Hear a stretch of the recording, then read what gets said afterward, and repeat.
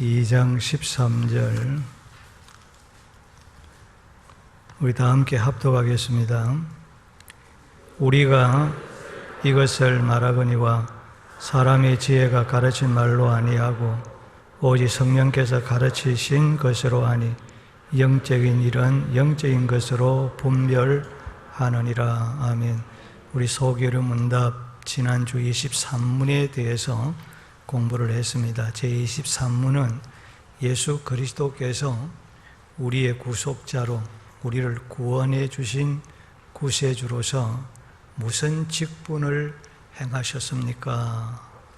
예수 그리스도는 우리의 구속자로 구원자로서 선지자와 또 제사장과 왕의 직분을 행하시되 낮아지시고 높아주신 두 지위에서 두 상태에서 일을 하셨습니다 라고 하는 것이 지난주 23문에 대해서 공부를 했습니다.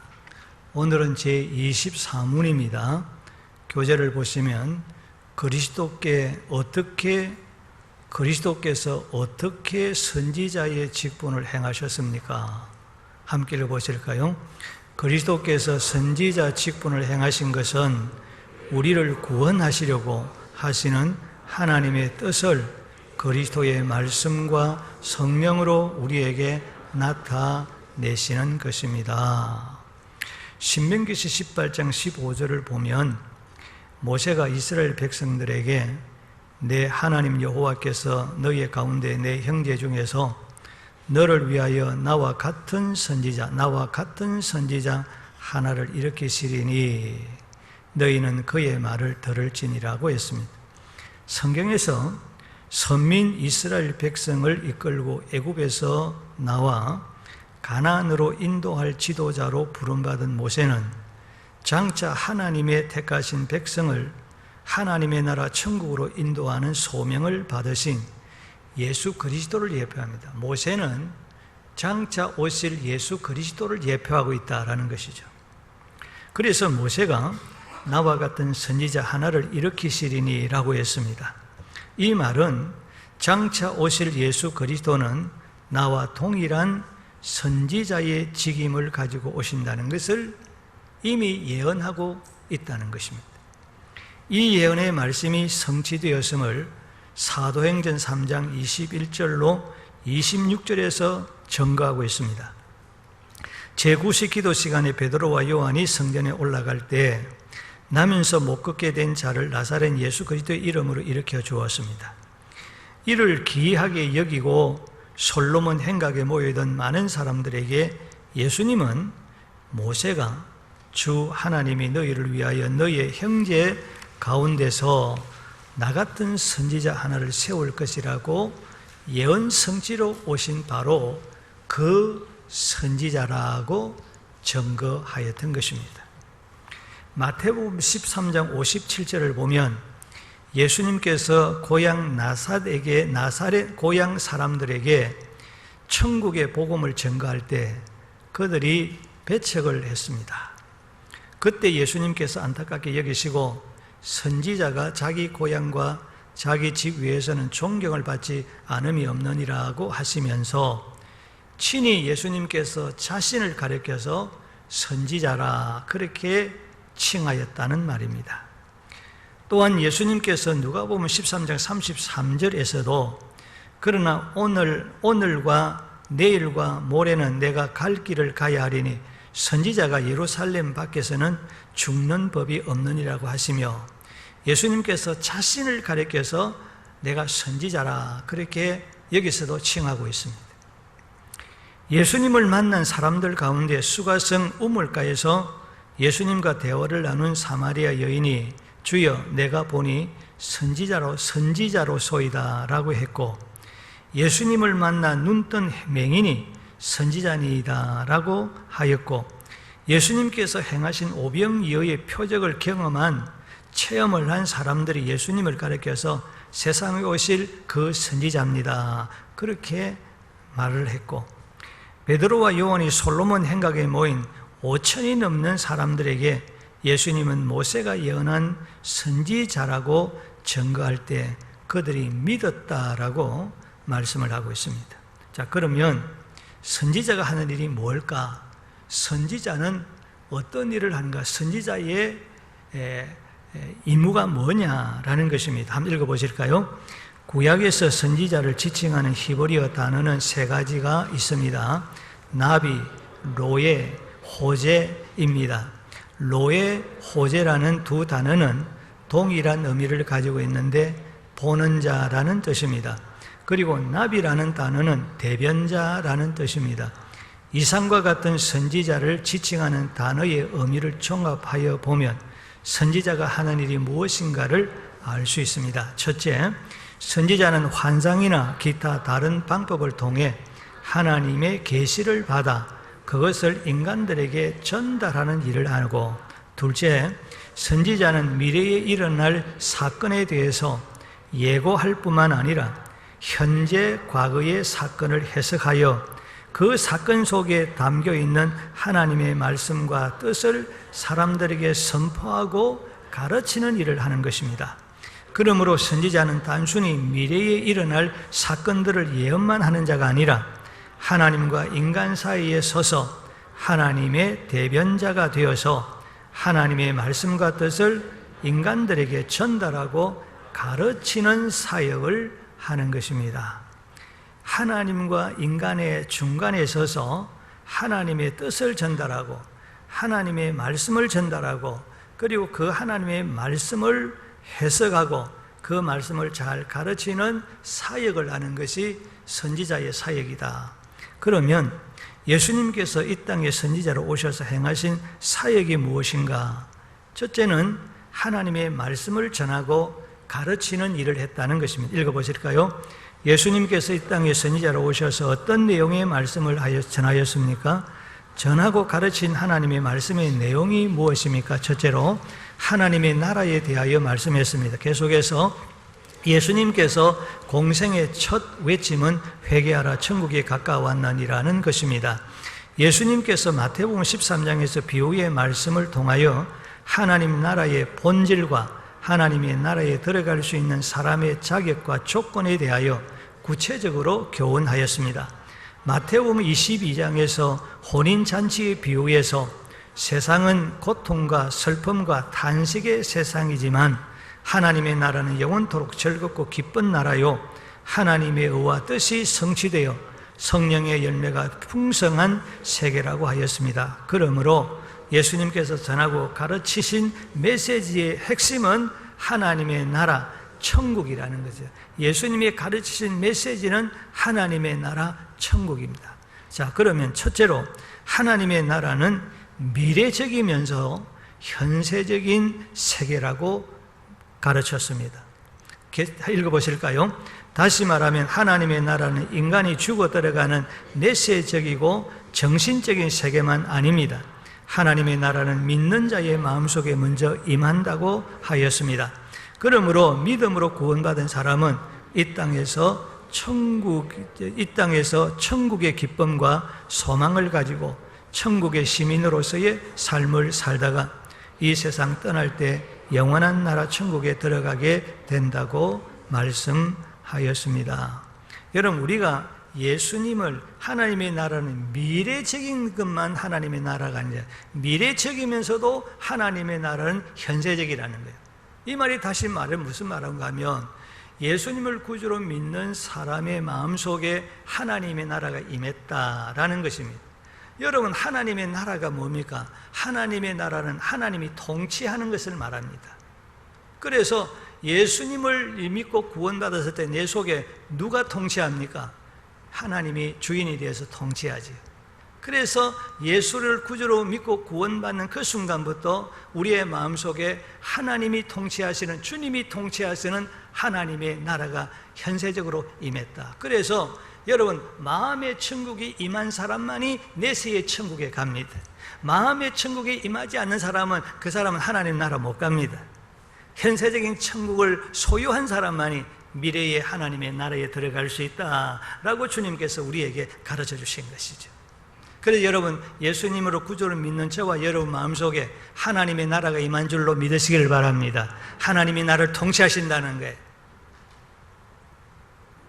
그것을 예수님께서 가르쳤다는 거예요. 그 다음에 두 번째로 시작. 하나님의 나라 완성은 장차 예수 그리스도께서 이 땅에 재림하실 때 이루어진다고 가르쳤습니다.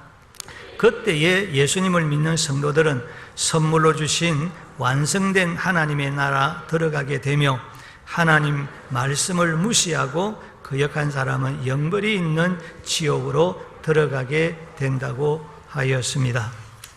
계속해서 예수님을 믿는 자들에게는 이미 하나님의 나라가 시작이 되었습니다. 언제 우리 앞에 완성된 하나님의 나라의 모습이 드러날지 아무도 모릅니다. 징조를 통하여 우리에게 예고하였지만 언제 사이된 소리가 울려 퍼질지 아무도 모릅니다. 그러므로 어느 때보다도 가까이 온 줄 알라고 하였고, 생각하지 않은 때에 올 것이라고 하면서 외식하지 말고 항상 깨어 준비해 있어야 할 것을 우리에게 말씀을 하고 있는 것입니다. 그리고 우리가 장차 예수님을 구주로 믿는 모든 성도들은 장차 하나님이 완성된 그 나라에 들어가게 되어질 것이, 언제 예수님이 재림하는 그 순간에 우리가 홀연히 변하여 하나님이 우리 위해서 준비해 놓으신 주님의 나라에 들어가게 되어질 줄로 믿습니다. 그런데 그때가 언제인지 우리가 아무도 모른다는 거죠. 그래서 예수님께서 인자같이, 이 도둑과같이 어느 날 갑자기 홀연히 그 나라가 임하게 되어질 것이다. 그러므로 항상 깨어서 항상 준비하는 믿음의 삶을 살아야 된다, 우리에게 말씀을 하고 있는 것입니다. 그 다음에 두 번째로 우리 예수님께서 선지자로 오셔서 장래의 일을, 미래의 일에 대하여 예언을 하셨습니다. 읽어보시겠습니다. 선지자의 임무는 하나님의 말씀을 선포하고 가르치시는 동시에 하나님의 영감을 받아 하나님께서 장차 이 땅에 행하실 일들을 예고하는 것입니다. 하나님은 인생들이 하나님의 예언을 믿고 그 예언의 말씀대로 인생을 준비하여 멸망하지 않고 구원과 축복을 얻게 하려고 예수 그리스도를 참 선지자로 보내어 주셨습니다. 그러면 참 선지자로 오신 예수님께서 무엇에 대하여 예언을 하셨습니까? 첫째는 자기 자신의 앞일을 예언하였습니다. 예수님의 자신이 앞으로 어떻게 되어질 것인가라고 하는 것에 대해서 예언을 했다는 것이죠. 계속해서 종교 지도자 서기관과 바리새인과 제사장들의 모함으로 예루살렘에서 십자가에 달려 죽었다가 3일 만에 다시 살아날 것과, 가룟 유다가 자신을 배반할 것과, 베드로가 자신을 3번 부인할 것과, 하늘로 승천하여 하나님 보좌 우편에 앉아 계실 것과, 보혜사 성령을 보내어 주시고 그리스도를 믿지 않는 자들에게 대한 심판까지 예수님께서 예언하셨다는 것입니다. 둘째는 이스라엘 민족 장래에 대하여 예언했습니다. 이스라엘 민족이 예수님을 배척한 그 대가로 멸망할 것과 그 후에 재건될 것을 예언한 그 말씀대로 다 이루어졌다, 성취가 되어졌다는 것입니다. 셋째로 계속해서 예수 그리스도의 복음이 온 세상에 전파될 때에 세상의 끝이 올 것인데, 예수님께서 재림하여 하나님의 심판이 시작될 것을 예언하였던 것입니다. 세상 끝은 언제냐? 복음이 다 세계 방방 곳곳에 다 전파될 때, 그때 세상의 끝이 온다. 예수님이 재림하신다. 예수님이 재림하셔서 하나님께서 이 세상을 심판하실 것을 예언하였던 것입니다.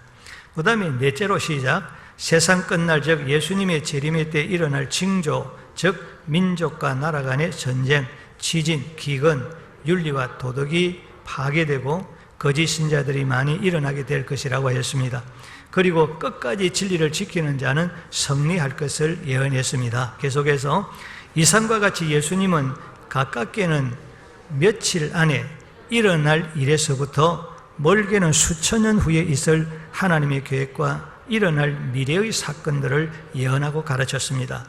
그리고 예수님의 가르침과 예언은 한치의 오차도 없이 역사적으로 정확하게 성취됨으로써 예수님은 참 선지자인 것을 증명하였습니다. 이제 예수님의 예언 가운데 아직 성취되지 않고 남아있는 것은 재림과 종말에 이루어질 것들입니다. 그러므로 우리는 예수 그리스도의 재림도 반드시 속히 성취될 것을 신뢰하고 재림의 소망을 더욱 굳건하게 가지고 준비하는 지혜로운 자가 되어야 할 것입니다. 그리고 참 선지자로 이 땅에 오신 예수님께서 하늘로 승천하여 하나님 우편에 앉아 계심으로 선지자의 사역이 끝난 것이 아닙니다. 승천하여 하나님 우편에 앉아 계신 예수님은 교회의 구성원인 성도들에게 그의 영이신 성령으로 세상 끝날까지 만민에게 복음을 전파하게 하심으로 지금도 선지자 직분의 사역을 계속하고 있습니다. 그러므로 성도들은 이러한 예수님의 선지자 직분을 위임받은 자들입니다.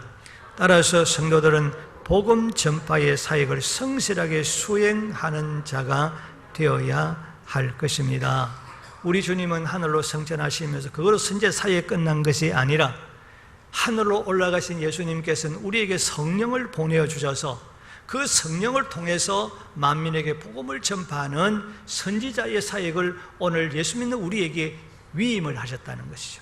그러므로 우리는 주의 나라 들어갈 때까지 우리도 이 선지자의 사역인 하나님의 복음의 말씀을 전가하는 일에 때를 얻든지 못 얻든지 항상 힘쓰고 권하는 그 일에 충성해야 할 줄로 믿습니다. 자, 그리고 선지자와 오늘날 목사와 비교할 때 어떤 공통점을 가지고 있는가라는 것입니다. 목사와 선지자는 어떤 공통점을 가지고 있느냐라는 것입니다. 읽어보겠습니다. 선지자나 목사는 하나님의 소명을 받아 일하는 하나님의 종이라는 공통점이 있습니다. 선지자는 하나님의 소명은 필수적입니다. 선지자는 직접 하나님의 소명을 받았기 때문에 어떠한 고난과 위험에서도 사명을 다하는 것입니다. 이와 같이 목사도 마찬가지로 하나님께서 목사로 부르셨다는 소명감을 확신하는 목사는 온갖 고난을 이기고 사명에 죽도록 충성하는 참 목자의 길을 갈 수가 있다라는 것입니다.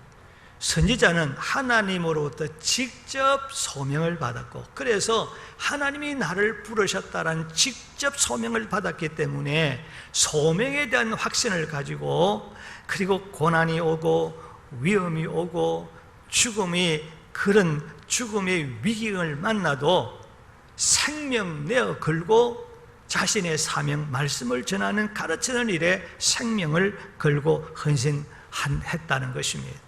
그러나 오늘의 목사는 직접 받은 것이 아니죠. 간접적으로 받은 것이죠. 그래서 우리가 성령의 역사를 통해서 내가 하나님으로 목사로부터 부름을 받았다라고 하는 그런 확신을 가지면 직접 받았던 선지자처럼 그와 동일하게 하나님께 주신 이 사명을 죽도록 충성할 수가 있다. 그러므로 우리가 하나님으로부터 내가 목사로 부름을 받고, 내가 장로로 부름을 받고, 내가 교사로, 집사로, 권사로 부름을 받았다라고 하는 이 소명의식을 가지면 누구든지 맡은 그 직분에 대해서 헌신적으로 충성하는 그 사명을 감당할 수 있는 줄로 믿습니다. 하나님이 나 부르셨다는 소명에 대한 확신, 이게 얼마나 중요한가 하는 것을 우리에게 다시 한번 가르쳐주고 있습니다. 자, 이와 같이 목사도 마찬가지로 했습니다. 선지자는 하나님의 백성들이 하나님의 뜻대로 살도록 말씀을 선포하고 가르치고 회개를 촉구하였습니다. 이와 같이 목사도 설교와 성경 교육을 통해서 성도들이 하나님의 뜻대로 하나님의 말씀대로 살도록 선포하고 가르치는 역할을 하는 것입니다. 그러므로 성도들은 데살로니가 교인들이 사도 바울이 선포하는 설교를 인간의 말로 듣지 않고 하나님의 말씀으로 받았습니다. 그리해서 믿음과 사랑과 소망이 충만하여 칭찬 듣는 모범적인 교회로 성장하게 되어진 것입니다.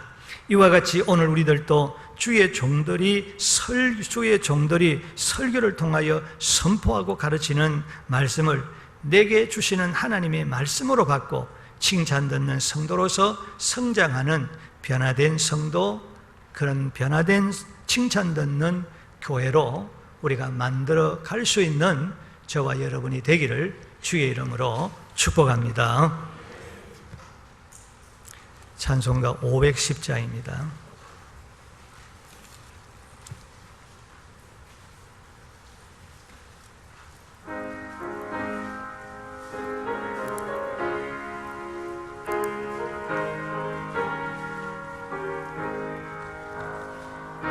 하나님의 젤리덩니 길이 빛나나 우리들도 등대되어 주의 사랑 비추세 우리 작은 불을 켜서 험한 바다 비추세 물에 빠져 헤매노니 건져내어 살리세 죄의 밤은 깊어가고 성난 물결 설렌다 어디 불빛 없는 가고 찾는 물이